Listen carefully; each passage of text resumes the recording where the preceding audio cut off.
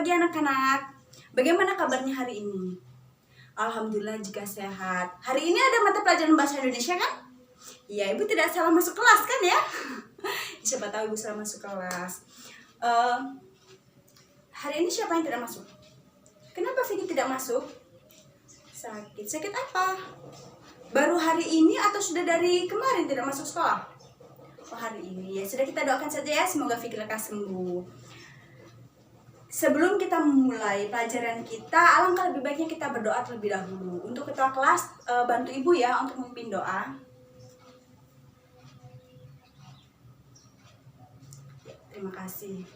Baik, sebelum kita mulai kegiatan pembelajaran pada pagi hari ini, seperti biasa kita melakukan operasi laci. Ayo kita bersihkan terlebih dahulu lacinya. Apabila ada sampah, kita buang ke dalam tong sampah. Ayo kita mulai. Baik, jika sudah selesai bisa kembali ke tempatnya.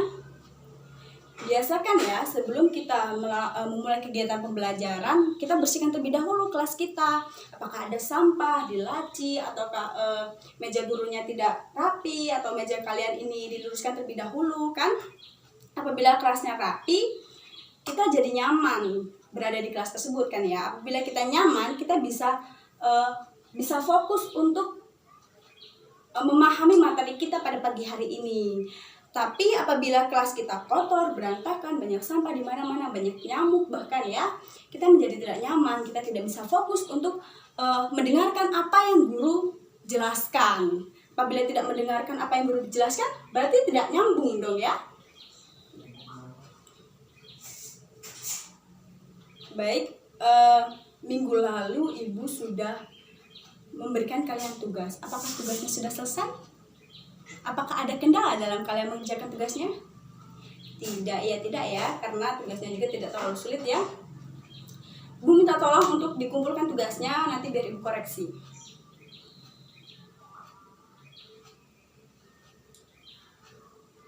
Apakah ini sudah mengumpul semua? Sudah ya. Oke, Ibu ingin bertanya mengenai materi kita di minggu lalu. Ada yang masih ingat tidak sih minggu lalu kita belajar tentang apa? Iya, Rido, minggu lalu kita belajar tentang apa?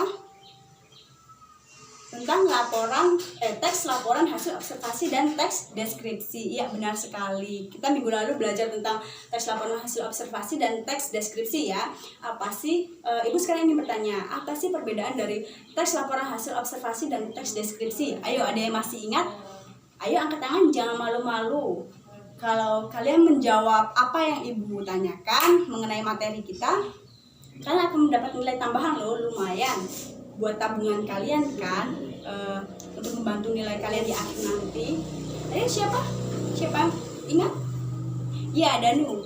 Apa itu perbedaan dari teks laporan hasil observasi dan teks deskripsi? Iya, benar sekali. Teks laporan hasil observasi ini bertujuan melaporkan hasil pengamatan secara objektif dan sistematis ya, untuk memecahkan permasalahan atau menguji suatu teori. Sedangkan teks deskripsi ini bertujuan memberikan gambaran kepada pembaca atau pendengar tentang benda yang digambarkan dalam bentuk teks. Terus, jika laporan hasil observasi ini ditulis secara objektif dan netral, sedangkan teks deskripsi ini ditulis secara objektif dan subjektif ya. Teks laporan hasil observasi ini terdiri atas 4 struktur utama, sedangkan teks deskripsi ini hanya terdiri 3 struktur utama. Jika teks laporan hasil observasi ini dia membicarakan tentang sesuatu hal secara umum, tetapi jika teks deskripsi ini dia teks yang membicarakan sesuatu secara khusus ya. Contohnya kemarin itu tentang kucing.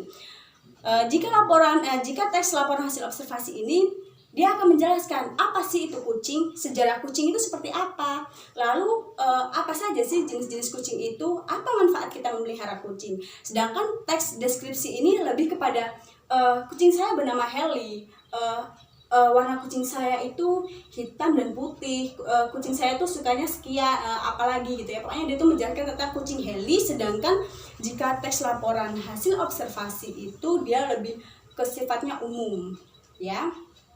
Bisa dipahami? Iya, sudah paham semua berarti ya mengenai materi kita di minggu lalu. Berarti kita bisa melanjutkan materi kita pada minggu ini ya. Baik, minggu ini kita akan membahas mengenai teks eksplanasi. Nah, ada yang pernah mendengar kata eksplanasi sebelumnya? Nah, apabila belum, kalian pasti pernah mendengar kata dalam bahasa Inggris ya, ada kata explain. Apa itu explain? Apakah ada yang tahu? Jadi, kata explain dalam bahasa Inggris, jika diartikan dalam bahasa Indonesia, artinya adalah menjelaskan. Nah, jadi explanation adalah penjelasan. Dialih bahasakan di dalam bahasa Indonesia menjadi eksplanasi. Nah, jadi di sini sudah mulai ada gambaran ya, apa itu teks eksplanasi? Betul, jadi teks eksplanasi adalah teks yang menjelaskan atau teks yang berisi tentang penjelasan. Tetapi apa yang dijelaskan di sini? Nah, jadi sebelum kita mempelajari tentang teks eksplanasi, kita harus mengetahui dulu apa sih tujuan dari kita mempelajari teks eksplanasi. Ketika mempelajari teks eksplanasi, tujuannya adalah agar kita mengetahui bagaimana sih fenomena tersebut kok bisa terjadi, dan juga sebab akibat yang ditimbulkan dari fenomena tersebut. Nah, fenomena alam contohnya ya, bagaimana terjadinya hujan, bagaimana terjadinya pelangi, lalu gerhana matahari dan lain sebagainya ya. Untuk fenomena sosial, kemarin di tengah pandemi corona ada fenomena di mana kita tidak bisa membeli masker atau membeli masker tetapi dengan harga yang mahal. Nah, itu adalah salah satu fenomena yang terjadi akibat permintaan dari masyarakat terhadap penggunaan masker itu meningkat. Itu adalah salah satu contohnya. Lanjut ya, kita langsung masuk ke dalam pengertian dari teks eksplanasi.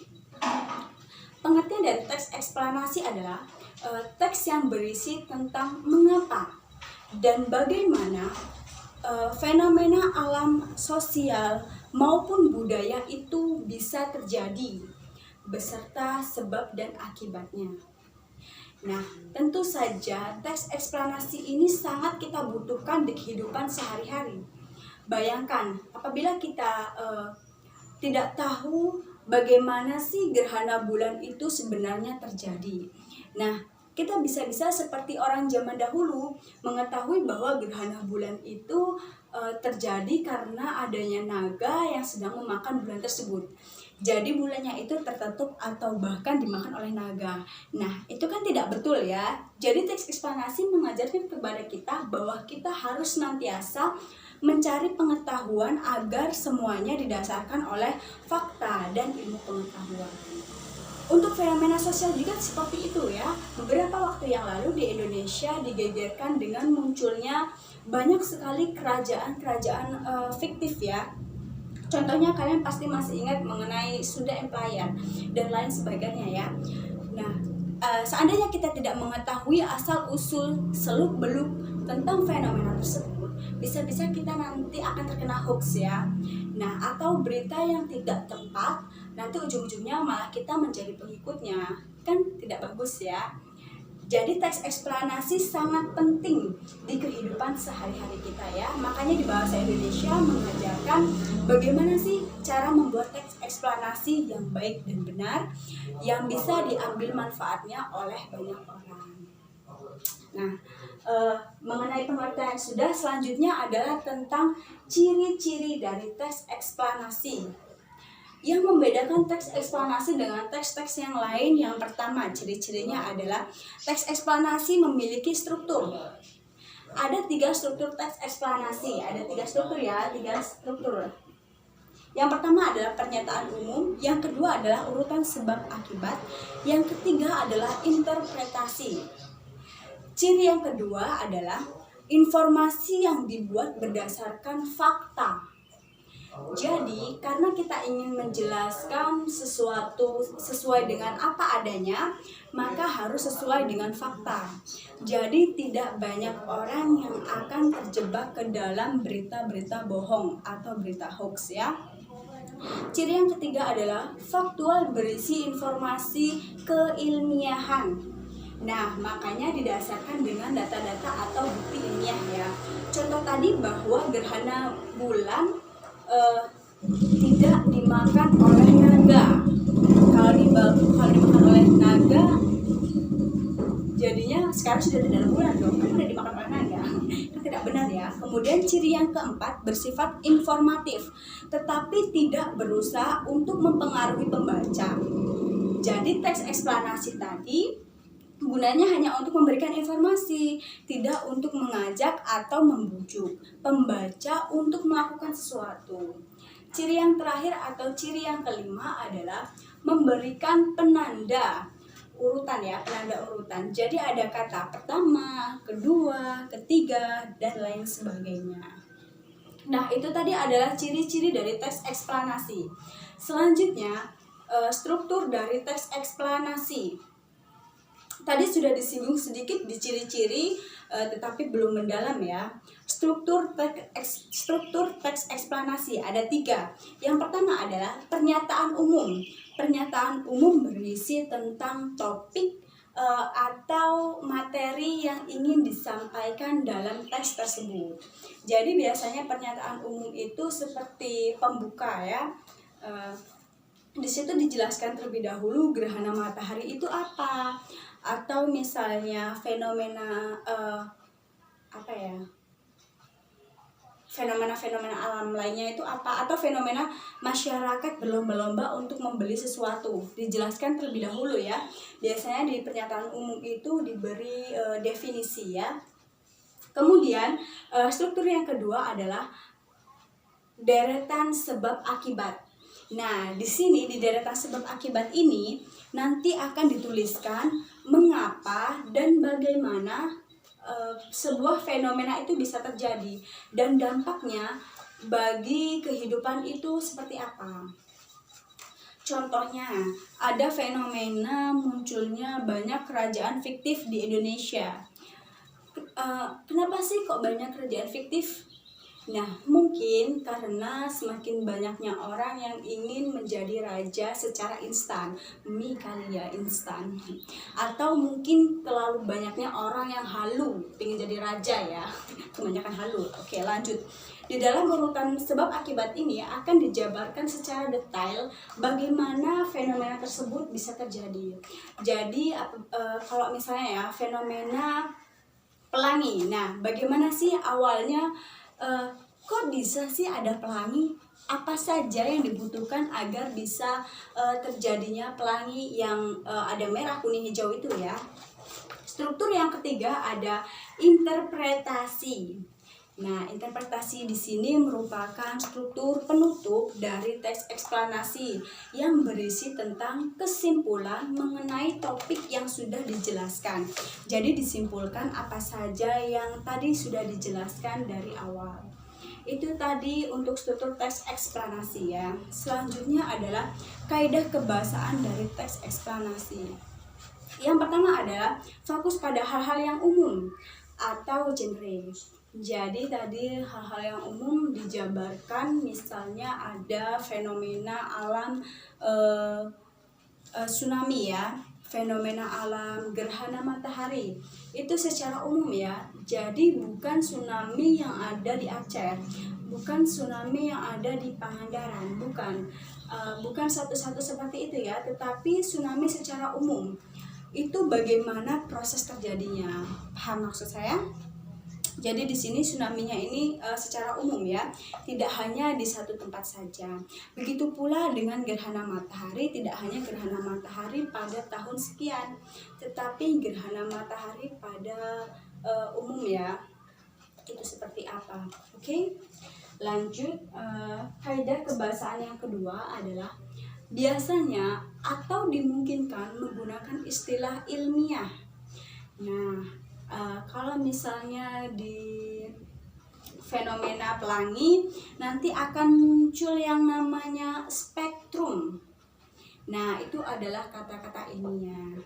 Kaidah kebahasaan teks eksplanasi selanjutnya adalah menggunakan konjungsi waktu dan sebab akibat atau kausalitas. Sesuatu yang diterangkan secara kausal atau sebab akibat tersebut benar adanya. Jadi ada konjungsi waktu, contohnya sesudah, kemudian, lalu, dan seterusnya ya, masih banyak lagi. Kalau konjungsi kausalitas atau sebab akibat, contohnya adalah oleh karena itu, oleh sebab itu, karena, dan lain sebagainya. Selanjutnya, kaidah kebahasaan teks eksplanasi yang keempat adalah menggunakan verbal material dan verbal relasional. Yang kelima, teks eksplanasi ditulis menggunakan justifikasi sehingga sesuatu yang diterangkan secara kausal atau sebab akibat tersebut benar adanya. Baik, itu tadi penjelasan Ibu mengenai teks eksplanasi. Apakah ada yang kurang paham atau ingin bertanya? Ibu persilakan. Tidak ada yang ingin bertanya? Ridho, sudah paham? Baik, apabila sudah paham, Ibu anggap sudah paham semua ya mengenai teks eksplanasi ini, karena tidak ada pertanyaan. Sekarang Ibu akan memberikan kalian tugas. Tugas ini dikumpul di minggu depan ya. Ibu minta kalian untuk mencari contoh dari teks eksplanasi. Setelah kalian menemukan contoh dari teks eksplanasi ini, kalian tentukan struktur teks eksplanasi tersebut.